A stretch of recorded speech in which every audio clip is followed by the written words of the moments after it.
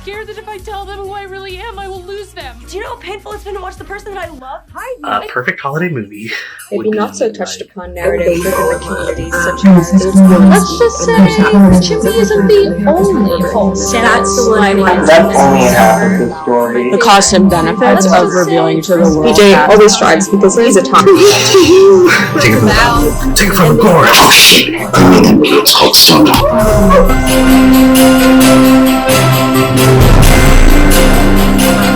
I'm Wanda Noonan, and this year I would like to see a queer holiday rom-com that isn't centered on being closeted or coming out.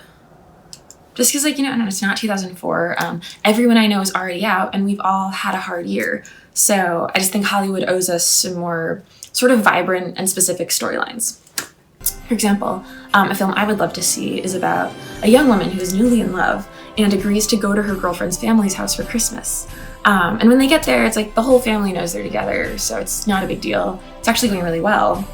But then, about halfway through Christmas Eve dinner, the protagonist gets like an email alert on her phone from Ancestry.com, and they've got the results of her, cheek swab test. And she's looking it over, and she goes, "Whoa, get this! My one of my ancestors died in the Triangle Shirtwaist Factory fire," just because she thinks it's like sort of a fun fact.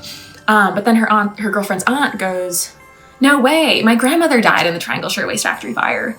And it turns out it's the same woman. So this young couple is actually distantly related.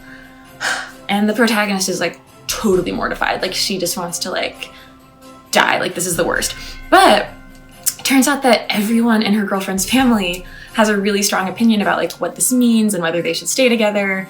And what ensues is a vibrant intergenerational debate about family, ethics, and love. I Saw Grandpa Kissing Another Grandpa is a geriatric queer romance where George, whose children are moving him into a nursing home on Christmas Eve, realizes he's gay and falls in love with Wilbur at the tender age of 87 years young. And the two kind of really just live, laugh, and love, and they're both dead by New Year's Day. We open on two high school best friends. The one has sex like she wears her Crocs, okay, with the strap on. The other wears glasses. Opposites in every way. The first is gay and cool. The second is kind of straight and nerdy. And one Friday, they wake up.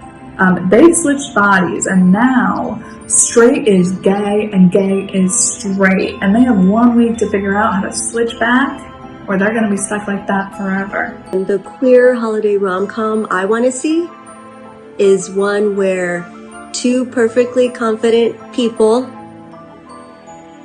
move upstate to a big house. One takes the upstairs, one takes the downstairs, and it's fine. Everyone is fine. Hijinks ensues over the week. They're having trouble adjusting to each other's lives.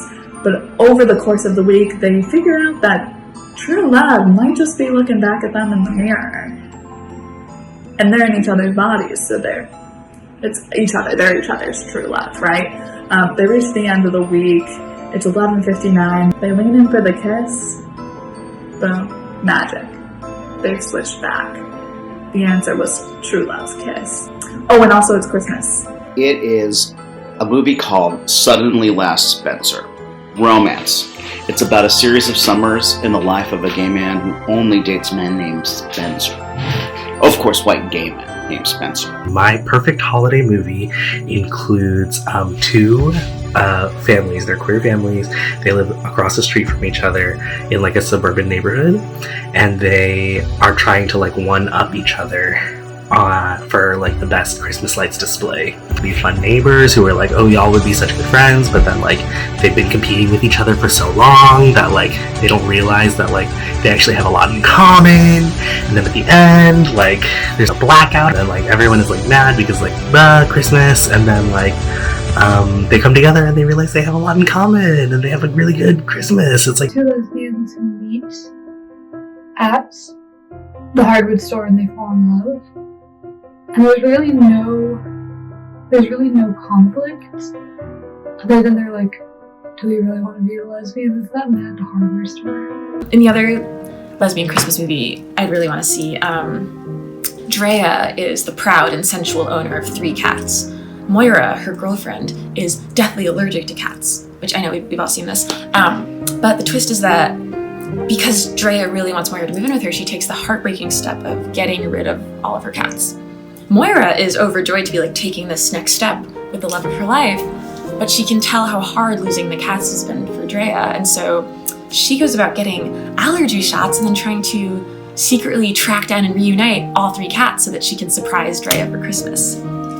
And when this proves to be much more difficult than she expected, she has to enlist the help of Drea's past 3 exes to find the cats. So in that sense, it's sort of a classic Christmas story. An uncanceled for the holidays drama rom-com. This older blonde singer lady, she's always collaborating with this younger blonde dancer. They come out with a piece of art right before the holidays, and everyone hates it. It's offensive, it's very rude, it has no research done, and it just gets destroyed by the media, and it actually turns their families and their fans and everyone who used to be okay with them away from them. And so they have to go into complete hiding. It's the most successful canceling campaign that's ever been done. After about several months of hiding, they fall in love, and over the course of that next year leading up to the following Christmas, they become uncanceled by society because they're just relationship goals, and everyone loves their beautiful queer love. So Merry Christmas.